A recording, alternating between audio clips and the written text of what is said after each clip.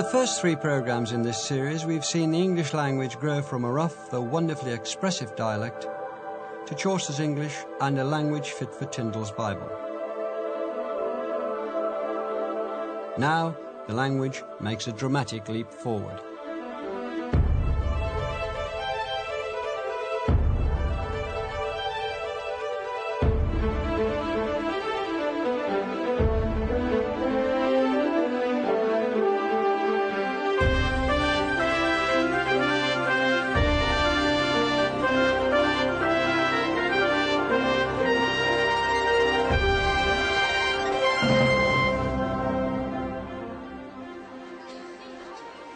Over 400 years ago, here on London's South Bank, lived and worked the man who was to become the greatest English writer, the greatest master of language of all time, William Shakespeare.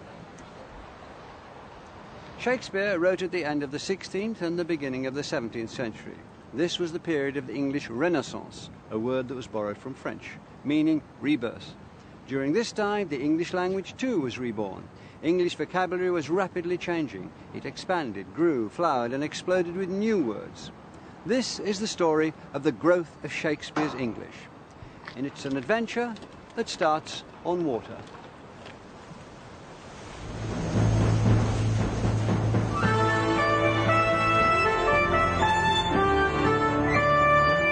Most important changes in the English language had come about through foreign invasions. But in the late 16th century, the legendary repulsion of an invasion started off a new chapter in the adventure of English.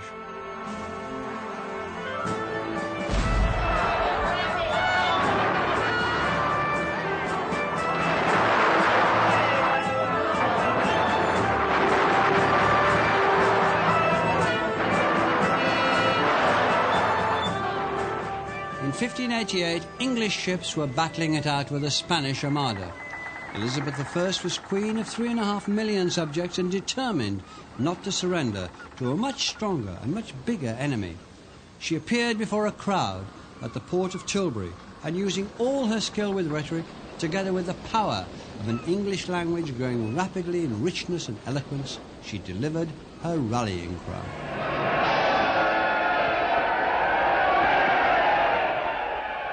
My people, I am come to live or die amongst you all, to lay down for my God and for my kingdom and for my people, my honor and my blood, even in the dust. I know I have the body of a weak and feeble woman, but I have the heart and valor of a king, and of a king of England, too. Not Spain, nor any prince of Europe shall dare to invade the borders of realm. Pluck up your hearts. By your peace in camp and your valor in the field, we shall shortly have a famous victory. Elizabeth's famous call to arms at Tilbury, delivered here by Dame Flora Robeson in this 1937 film, has been told and retold for over 400 years.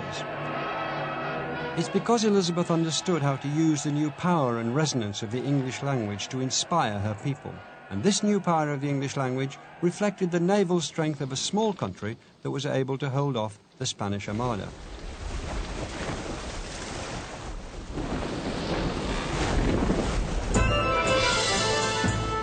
But Elizabethan ships were doing something far more important still as far as language was concerned.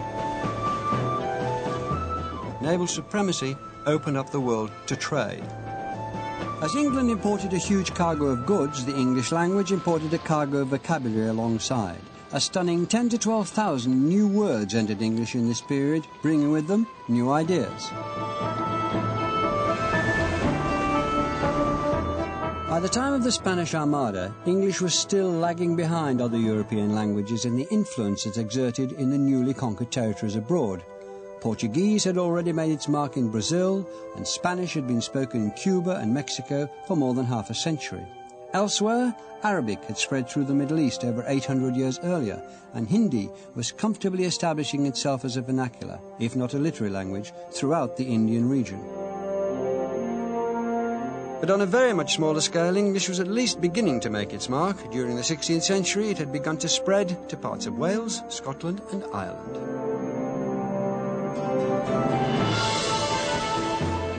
English was spreading, but English was also absorbing. Some of the thousands of new words that entered the language came from just across the Channel. England's thriving maritime trade was most successful close to home.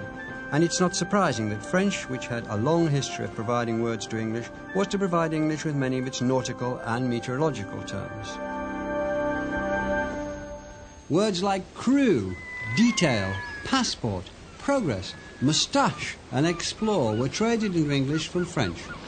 Other maritime terms like embargo, tornado, canoe and port come to us from both Spanish and Portuguese. We get keelhaul, smuggle, yacht, decoy, cruise and reef, along with knapsack and landscape from Dutch.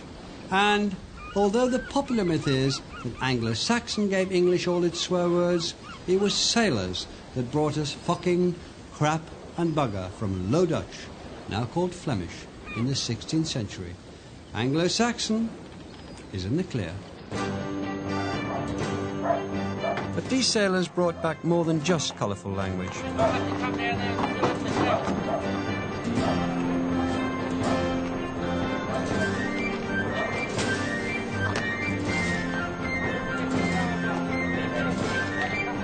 Their trading expeditions to Europe and the Spanish Main literally bore fruit and barrel loads of other goods that was to affect the English language at the most domestic of levels.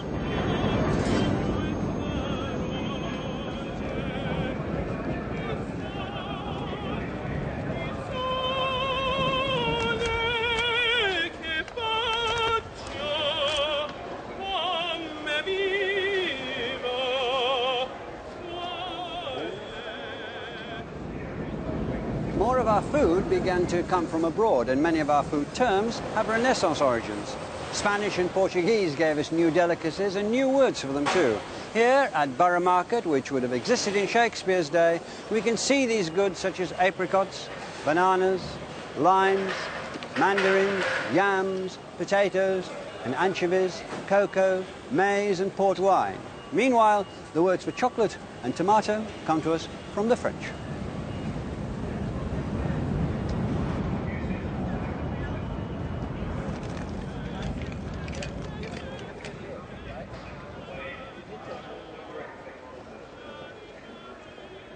And as sailors and traders told tales of the New World, words from a total of 50 other languages joined the cargo of new words that were integrated into English. English now bristled with newly imported terms from overseas: lychee from Chinese, bamboo and ketchup from Malay, and curry from Tamil. During the 16th century, English also imported yogurt and hoard from Turkish, bazaar and turban from Persia, and coffee, magazine and alcohol from Arabic.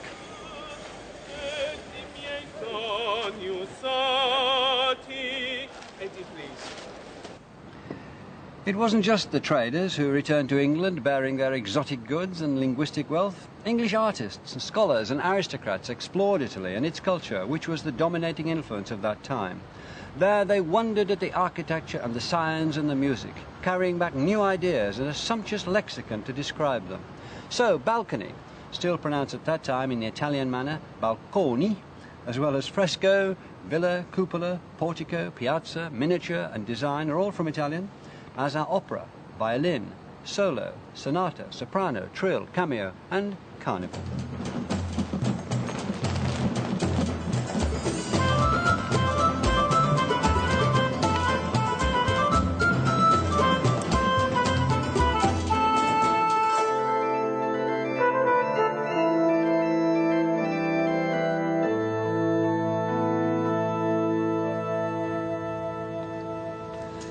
But the biggest influx of words came from the classical languages, Latin and Greek. In the 16th century, here at Oxford and also at Cambridge, the Renaissance scholars wanted to revive Latin. They founded schools teaching pure and literary Latin and Greek, and they also translated classical texts into English.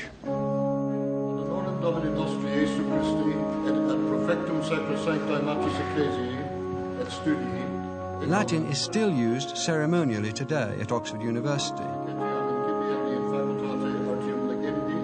In the 16th century, it was not only the language of religion, but also the language of classical thought, science and philosophy. In nomine Domini, Patris, Filii, et Spiritus Sancti. Latin was the language of scholarship, controversy and diplomacy.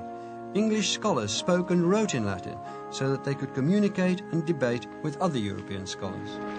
Gratias a collegiis vel societatis suis pro gradibus quaesitis concessas fuisse et eostem mihi satisficis.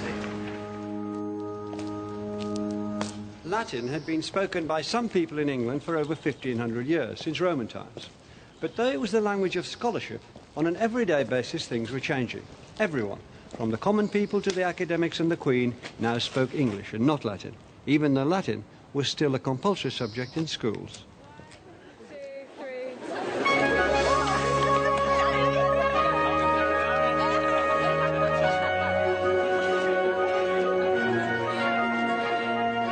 There was a great ransacking fervour in the English language, which was at its peak for 20 years. The decade on either side of the year 1600 saw thousands of Latin words come into the English vocabulary of educated people. Words like excavate, horrid, radius, cautionary, pathetic, pungent, frugal, dislocate, submerged, antipathy, premium, specimen, and even the words manuscript and lexicon were absorbed into English during these 2 decades.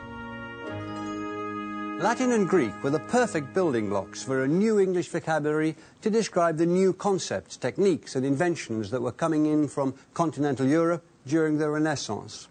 This was a period of great intellectual and scientific fervour.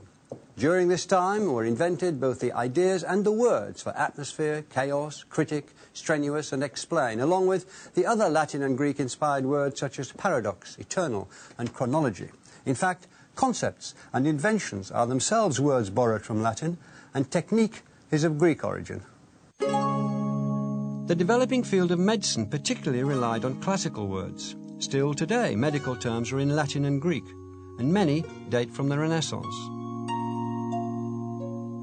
Amongst the words that arrived at that time from Greek via Latin were skeleton, tendon, tibia, larynx, glottis, pancreas, and sinuses. From Latin, we also inherit our temperature, along with the parasites and viruses, the attacks of pneumonia, delirium, and epilepsy that plague our health. Even our thermometers, tonics, and capsules to cure them are all words of classical origin. In fact, even now we use Latin and Greek for medicine and technology. The Greek-derived plutonium, or the Latin insulin, id, internet, quantize, audio, and video are all 20th century inventions. One of the most recent additions to the Oxford English Dictionary this year was the phrase quantum computation, which is purely Latin in origin. Latin seemed set to honeycomb English, but not everyone agreed with what critics called new inkhorn terms. Dissent was growing among the scholars. The scene was set for the national uproar of the inkhorn controversy.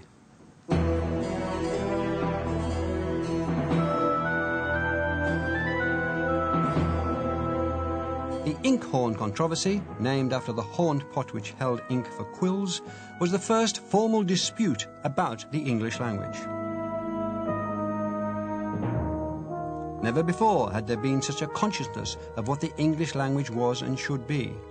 What began as a few testy written outbursts culminated in a full-blown academic row. Many scholars objected to the increasing incursion of Latin and Greek words. A key figure among them was Sir John Cheek, who was provost at King's College here in Cambridge. He argued strongly that English should not be polluted by other tongues. Ironically, Cheek was a classicist and the first Regius Professor of Greek in Cambridge. Nevertheless, Cheek felt that English should be reappraised as a Germanic language, going back to its Anglo-Saxon roots. Cheek even invented words like crossed for crucified, gain rising for resurrection, ground wrought for founded, toller for publican, mooned for lunatic, forsayer for prophet, and hundreder for centurion.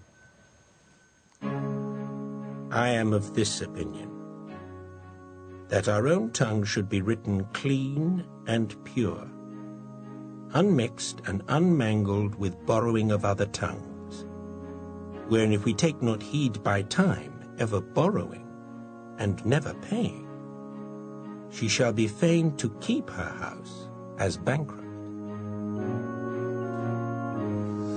Cheek wrote about the bankruptcy and counterfeiting of the pure English language, but it's again ironic that the very words he used, words like bankrupt, counterfeiting, and indeed the word pure itself, aren't of Anglo-Saxon or Germanic origin at all. They're from the Latin-based languages, Italian and French.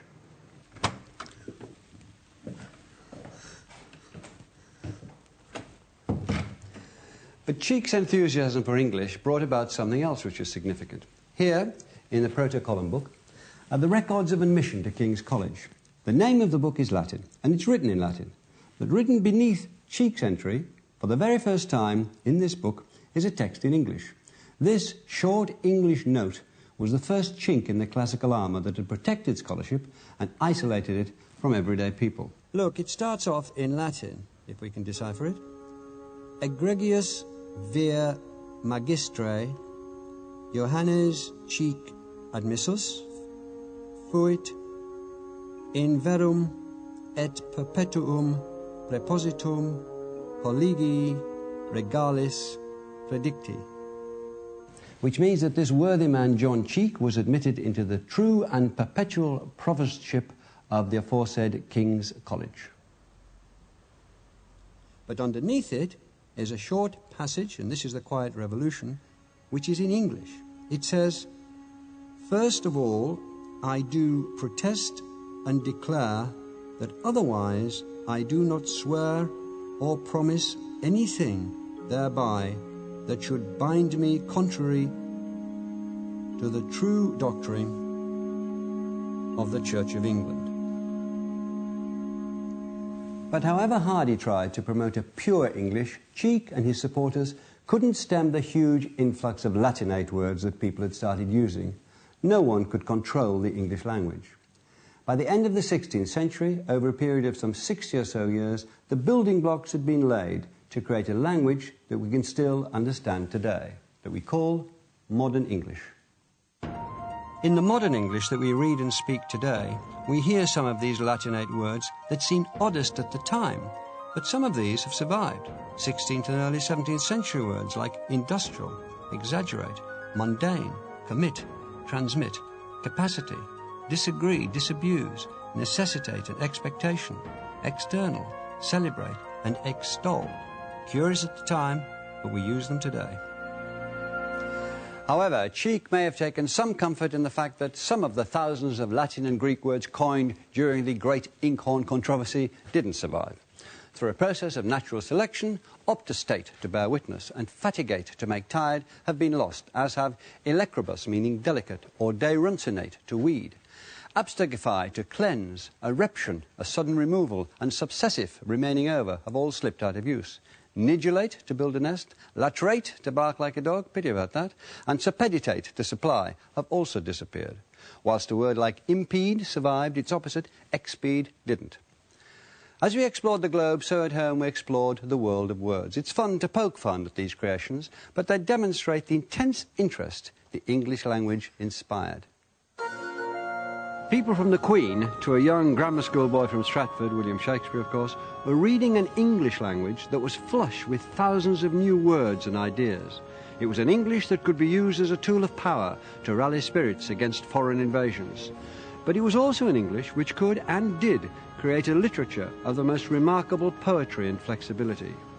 English already had a great author in Chaucer, but now the English language was to take on an even bigger challenge, to lay the foundations for a world language.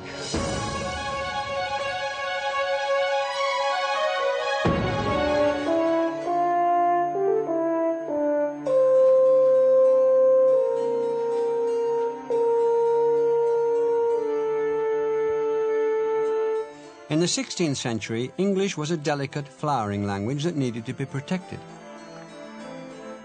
It had long been in the shadow of other European languages. There was such an interest in these languages that glossaries were compiled in the form of bilingual Italian to English, French to English, and Spanish to English dictionaries.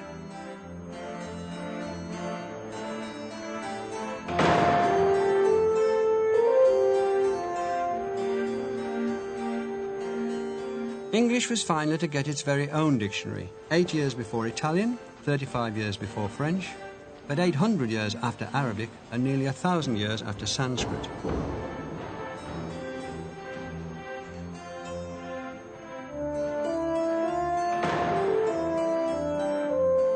The word dictionary is first used in its Latin form Dictionarius in 1225 by an English scholar. And in many ways a dictionary is particularly suited to the English language, a language which has absorbed so many others. The very first English dictionary was put together in 1604 by Robert Cordery. He called it a table alphabetical, and this is it. It's a list of English words, mainly of Latinate origin, with a brief explanation. So we can see that the very first word in this only surviving copy of this tiny dictionary is abandon, cast away or yield up, to leave or forsake. We see that malady is a disease, or that summarily is briefly or in few words. Argue is to reason, and geometry is the art of measuring the earth. Elegance is finesse of speech, and empire is government or kingdom. Quadrangle is four-cornered, and radiant is shining bright. There are only 2,543 words in this very first English dictionary. It was a meagre word hoard, but a first attempt at a collection. It's by no means exhaustive. You don't find everyday words like shoe, cold, food or house, cow, wet, rain, dress, fish or love. More than anything, this little book was a recognition of the new status of the English language, as it declared on its first page, full of hard, usual English words borrowed from the Hebrew, Greek, Latin or French. Cordery intended his dictionary to be used by those who might not understand words which they shall hear or read in scriptures, sermons or elsewhere. This wasn't a book for scholars. It was a book for the ordinary people to catalogue new words and to explain the new ideas associated with these words. This was because the English population was growing more and more educated. One estimate is that by 1600, half of the 3.5 million population, at least in citizen towns, had some minimal literacy. But it was the good education of those brought up around the world of the Elizabethan court in grand homes like this one, Penshurst Place in Kent, that was to contribute strikingly to the adventure of English. In Tudor England, thousands of new words were absorbed into the English language. With these words came an intense interest in how to use them. The study of rhetoric, the art of public speaking, and composition became part of a good education. And rhetoric had a fine spokeswoman and speechwriter in Queen Elizabeth I, who excelled at it. She was a literary and educated monarch. She had private tutors. She spoke 6 languages and translated French and Latin texts. Furthermore, Elizabeth enjoyed writing poetry. I grieve and dare not show my discontent. I love, and yet am forced to seem to hate. I do, yet dare not say I ever meant. I seem stark mute, but inwardly do prate. English was looking for a literature to reflect its newly enriched status, and it was to the courtiers, the knights of Elizabeth's entourage, that the role fell to turn the English language into literature. The gentleman poet, who handled the pen with as much skill as the sword, he was called up to play his part in the adventure of English.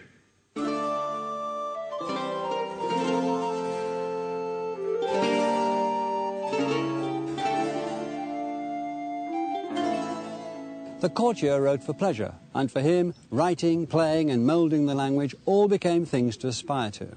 There even existed manuals of rhetoric that advised would-be courtier poets on the best composing techniques. The perfect embodiment of the courtier poet was a heroic nobleman who was born here, in Penshurst Place, in 1554, Sir Philip Sidney. By his mid-20s, Sidney had already worked as Elizabeth's ambassador abroad and had written the finest collection of love poems of his age. He died in battle when he was only 31 and achieved lasting fame for giving his water bottle to another wounded soldier with the words, "Thy need is greater than mine." Above all, he had the leisure, education and wit to make English the subject of both his poetry and his treatise about language, An Apology for Poetry. Sidney composed music and songs he wrote for pleasure and for art's sake, not for a living. Fly, fly, my friends. I have my death's wound. Fly. See there, that boy, that murdering boy, I say, who like a thief hid in a bush doth lie. till bloody bullet get him wrongful prey. I talked to Catherine Duncan-Jones, Oxford Don and Britain's leading expert on the work of Philip Sidney, about his importance to the English language. What was new about that poem?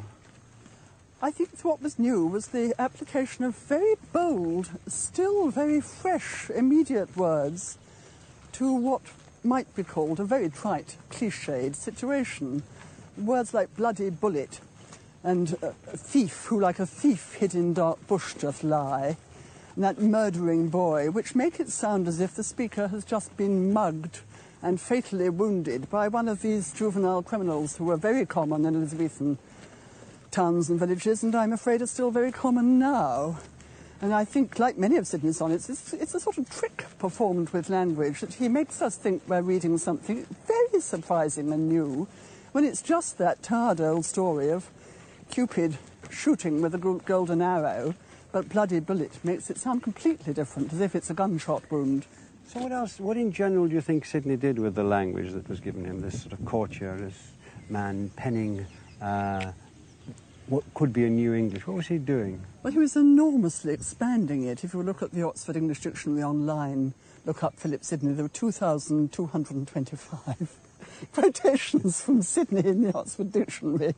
He was expanding it enormously, both the usages and the actual words, with foreign words, probably some words that were oral, some words that hadn't been used in literary language before, words that he had made up, essentially, by turning nouns into verbs and creating new adverbs and new forms of speech, like describing a cat, saying the cat is moving scratchingly, and nobody had ever thought of describing a cat moving scratchingly before. Numerous first usages are attributed to Philip Sidney. Bugbear, scummy as a term of abuse, dumbstricken, miniature for a small picture.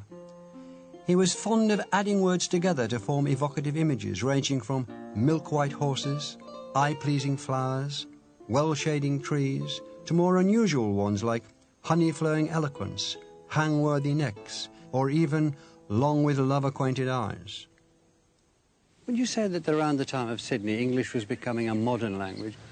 I think it was, because I think there was this sense that very modern things of the absolutely present moment could be done with it, as of course happens now with the new words we have. With almost every month new words enter our language. I think that was that exciting sense that it was a language which was both very historical and carried many relics of Latin and Greek and Saxon, and yet was absolutely streetwise. What ideas was Sidney bringing that had not been expressed or as well expressed before?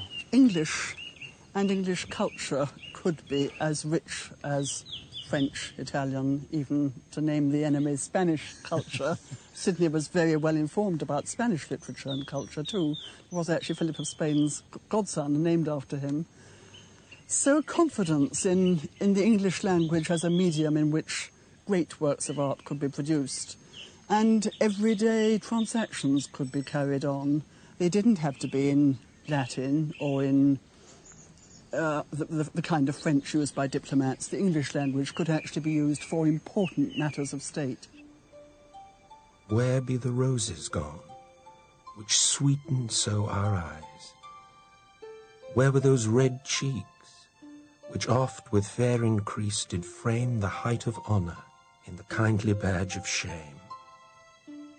Who hath the crimson weed stolen from my morning skies? Which words linger then? Which words do we still use a lot? Phrases, comic, trite phrases like my better half for a much-loved spouse, which actually in its context in Sidney is tragic and now is a sort of sitcom cliché. I'll see what my better half thinks about that. But I think when that rather cliched phrase is used, people have no idea it goes back to Sidney's Arcadia. This is in the Oxford Dictionary, a word like far-fetched as applied to a narrative, or even what we're doing now, Melvyn, having a conversation, meaning exchanging speech. Sidney brought that into the language. Conversation used to mean just having dealings of an undefined kind with other people, but the specific application to having dealings through language was Sidney's. But for the uttering sweetly and properly the conceits of the mind, which is the end of speech, that hath it equally with any other tongue in the world. English hath it equally with any other tongue in the world. There's a sense of triumph there, a victory, even the sweet smell of success. Sidney was one of the courtly stars of poetry. Poetry became the benchmark for English. By the 1600s, poets like John Donne, Edmund Spenser, Ben Jonson, George Herbert and many more were writing lines like Johnson's "Drink to me only with thine eyes" or Donne's "No man is an island." They become everyday expressions. And in polishing their technique, the poets also polished English as a language fit for the most testing poetic and dramatic endeavours. But the flowery sonnets of the gentleman poets wouldn't have been understood in the area that we now know as Southwark, or the South Bank. Just outside the City of London's jurisdiction, it was an area of disrepute, with thieves and vagabonds, taverns and brothels. It was the red light district of London in the 1590s. The prostitutes and thieves who prowled around this area had their own street slang, much as local gangs today have their own argot. We know that cove meant man, fumbles meant hands, gan was mouth, panam was bread, and skipper was a barn. Not many of these words have survived, but even today, cove is a slang word for a man. Most importantly, though, the language of the streets was a simple and direct communication, using single-syllable words and plain speech. By the end of the 16th century, theatres were a main feature in this dubious area. And the most famous was the Globe.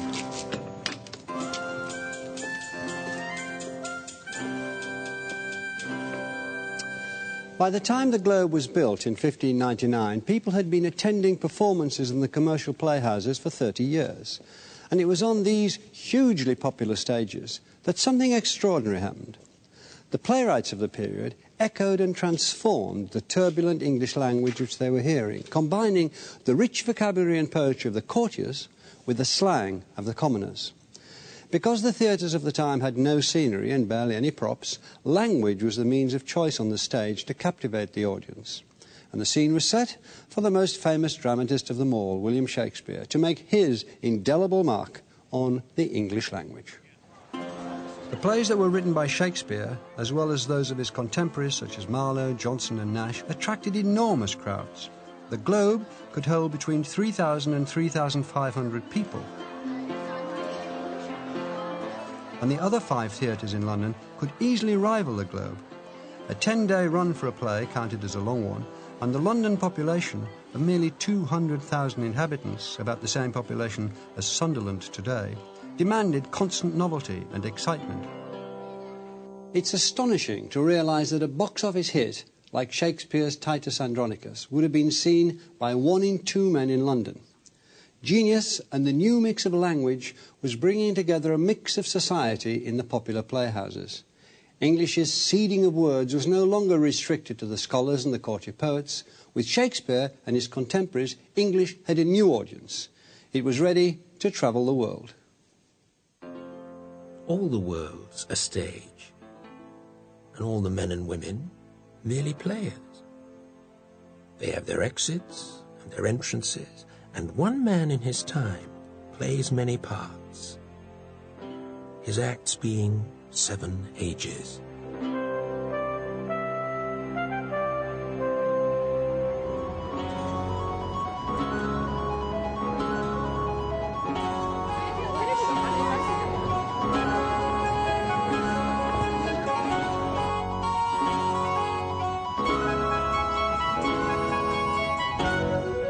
This is Stratford-upon-Avon, Shakespeare's birthplace. English's best-selling author has served the town well. 3 million tourists visit every year, making Shakespeare English's biggest export. The beauty of Shakespeare's language is that we can still understand it today. Shakespeare's English has become so quotable that it's come to define English in the words that we use, the thoughts we express, be it for native speakers, for students of English, or for tourists.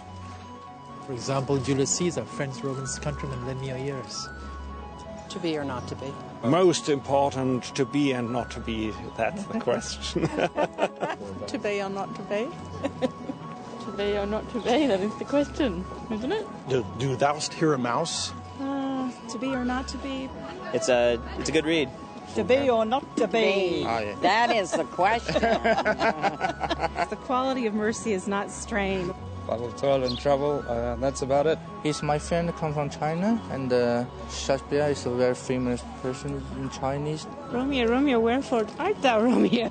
Wherefore art thou, Romeo? Yes. And is this the dagger I see before thee? Me? We heard about Shakespeare at school and later on at the theatre, and we are interested in reading Shakespeare. Hail thee, Thane of Glamis. Hail thee, Thane of Cawdor. Hail thee, King Hereafter. Shakespeare is the favourite all over the world. Most scholars today attribute 38 plays, 154 sonnets and other major poems to Shakespeare, who was born in this house. But his biggest contribution to English might be the vocabulary that we find in his work. Well over 2,000 of our words, for instance, today are first recorded there. Words which broaden the way we look at life, tell us how we act, tell us how we think, tell us what we value. Although Shakespeare didn't invent them, for instance, the words obscene, accommodation, barefaced, misanthrope, leapfrog and lacklustre all make their first appearance in his work, as do advertising, assassination, courtship, dexterously, indistinguishable, premeditated and reliance. Over 400 years ago, Shakespeare already used an enormous English vocabulary of at least 21,000 different words. English was in a state of flux, and Shakespeare was perfectly placed to make the most of it. Shakespeare is influenced by the language of ideas at the end of the 16th century. His language still influences ours today.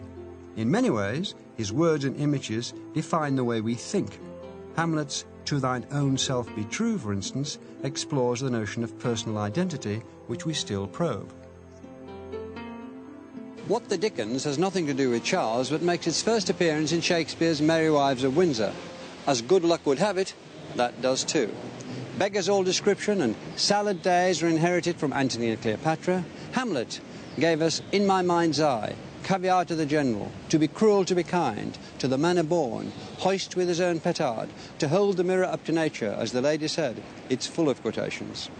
Shakespeare coined many of the expressions we use today, but brevity is the soul of wit, so I won't play fast and loose, but I'll make a virtue of necessity and vanish into thin air. In many ways, Stratford itself defined Shakespeare's use of the English language. The Stratford of the second half of the 16th century was a village of merely 1,500 inhabitants. Shakespeare's thought to have attended Stratford School. He would initially have been taught in English, but he'd also have studied the Latin classics, Cicero, Virgil and Ovid. And by the upper forms, it would have been forbidden to speak in English, only in Latin. Tainarias etiam falces aut ostia ditis. Over 400 years later, they're still teaching Latin in the same room that Shakespeare studied in. Ipse cava solem zygrum, te studine amorem, te dulcis coniunx, te solin litere secum. Te veniente di, te deciente canebat, tenaris etiam falces, aut ostia ditis. E caligantem nigra, formidine lucum, ingressus menisque, audit regenque tremendum. Later on in Shakespeare's life, it seems that he picked up both French and Italian. The Italian story source of Othello, for example, never appeared in translation into English.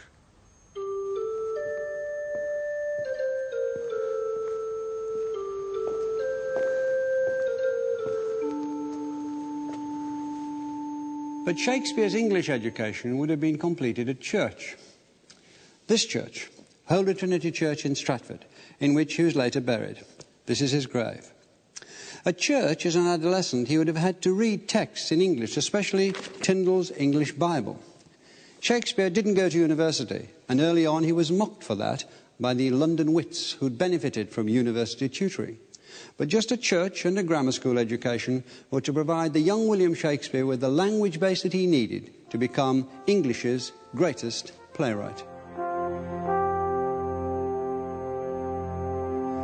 Shakespeare also knew about the inkhorn controversy and used both Latin words and plain terms in his own writing. He used new words which had just appeared towards the end of the 16th century, like multitudinous, emulate, demonstrate, dislocate, initiate, meditate, or allurement, eventful, horrid, modest and vast.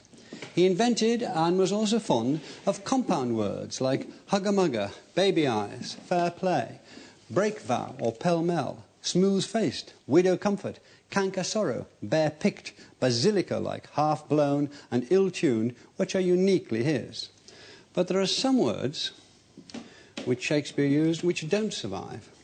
Our everyday language might sound very different if we were saying appertainments, cadent, exsufflicate, questris, tortive, solia, abruption, persistive, protractive, ungenitored, unplausive, vastidity. And Shakespeare's longest word, honorificabilitudinitatibus, which means with honour, has sadly fallen out of fashion altogether. Shakespeare's vocabulary also betrays his Midlands roots. In his work we find regional words like keck for fool's parsley and honeystalks for clover stalks. We find ballow, which means a cudgel, and batlet, which was still used until recently to mean the bat to beat clothes in the wash. We also find the very Warwickshire potch, to thrust, and pash, to smash. We're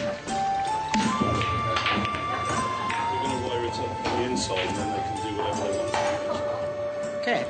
Yes, well, it was never called anything Called the else. Devil's Plaything? I mean, sometimes I call it Devil's Plaything, but the general name for it, the everyday name for it that we used was keck. They'd say, get a bit of keck for the rabbits. That's right, yes. Do you remember them saying a batlet tub? Out in the yard, yes. We had a batlet tub out in Mayor Street in the backyard where they had to put, washing, or you could put soak stuff in it, you know, or make wine in it, or anything. Use it generally. Yeah, yeah. Shakespeare's regional accent is thought to have sounded a bit like the locals today, speaking a kind of Midlands English with a strong R in words like turn and herd.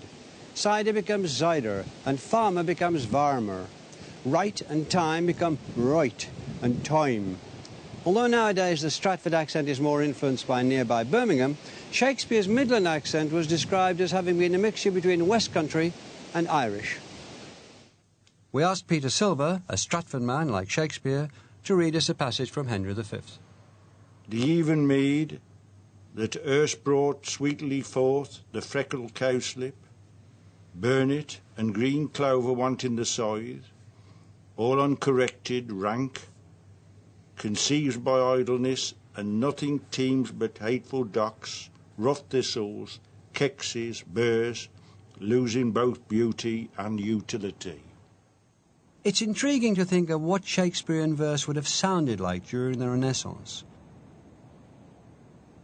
John Barton, an expert on speaking Shakespeare, thinks it would have sounded like this. Once more into the breach, dear friends, once more, or close the walls up with our English dead. In pace there's nothing so becomes a man as modest stillness and humility. But when the blast of war blows in our air, then imitate the action of the tigger, stiffen the sinews, summon up the blood, disguise fair nature with hard favour's rage, then lend the eye a terrible aspect, let it pry through the head like the portage of the brass cannon, let the brow o'erwhelm it, as fearfully as doth the gold rock, or hang and jutty his confounded base, swilled with the wild and wasteful ocean. Inside that wonderful speech, have you got any particular words or stresses that you say, look, this is what they did then that we don't do now? Shakespeare was very free with words and would scan the same word differently within the same scene or speech, like whether you said complete or complete. That was poetic license and for writing more freely. I think that we tend to look down the wrong end of the telescope if we don't allow that they actually were not yet quite settled on spelling, that they were free to play games with words and language, and it was in dispute. That was the culture. The culture was a different one, which we've tended to codify. So if you were asked to say what you thought was unique about Shakespeare's language, where would you put the emphasis? It's the monosyllables that are the bedrock and life of the language, and I believe that is so with Shakespeare. It's the high words, the high phrases, he sets up to then bring it down to the simple which explains it, like making the multitudinous seas in Carnadine, making the green one red. There is high language, what the hell's he talking about? Specific, clear definition. And I think that the heart of Shakespeare, for listening to it, for acting it, is that the great lines, often the most poetic lines, are the monosyllables. But do you think that the monosyllables were what would be called common speech, and the high lines were Shakespeare being Latinate, proving that he didn't need a university education to be clever? This is the paradox. High words can be verbal show-off and rhetoric. Deep feeling probably comes out most in monosyllables. So I say that not to deny that he teemed with word invention, but I think in some ways the living power of the language comes from the interplay of the two. This interplay of the high speech with the commonplace was important to Shakespeare. It was also a fertile ground for comedy. He was so inventive with just one insult, knave, that we can find 50 instances of it in his plays, playing off monosyllables with more complex formations. Foul knave. Lousy knave. Beastly knave. Scurvy railing knave. Gore-bellied knave. Bacon-fed knave. Wrangling knave. Base notorious knave. Arrant malmsy nose knave. Poor cuckoldy knave. Stubborn ancient knave. Pestilent complete knave. Counterfeit cowardly knave. Rascally yea forsooth knave. Foul-mouthed and calumnious knave. The lyingest knave in Christendom. Rascally, scold, beggarly, lousy, pragging knave. Or some beetle-headed, flap-eared knave. Three-suited, £100, filthy worsted stocking knave. In The Tempest, Shakespeare's last play, the main character, the magician Prospero, uses a staff that's often seen to be an image for Shakespeare's quill. Shakespeare called Prospero's magic a potent art, and Shakespeare himself used the power of language to conjure up images for a spellbound audience here at the Globe. When in Prospero's last speech he breaks his staff, Shakespeare is setting down his pen, the instrument of his own potent and magic art.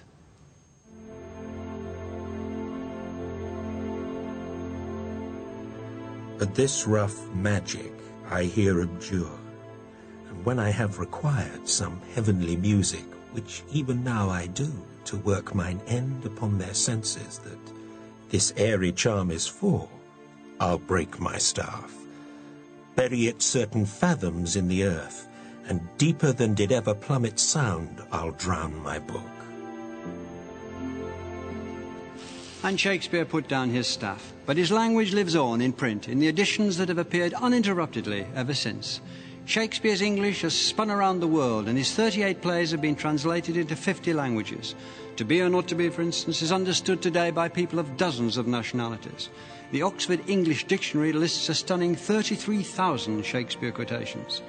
There have been over 300 film adaptations of Shakespeare, and almost every person brought up in the United Kingdom will have read or seen at least one of Shakespeare's plays.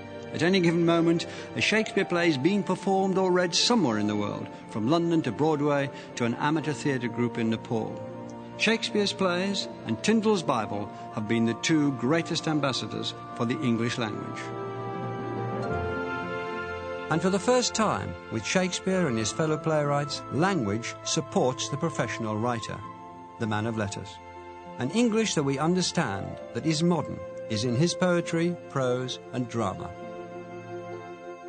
Old English began here in Friesland as a rough tongue, but its later speakers and writers, the people of England, learned how to exploit its potential, and thousands of new words were added to its store.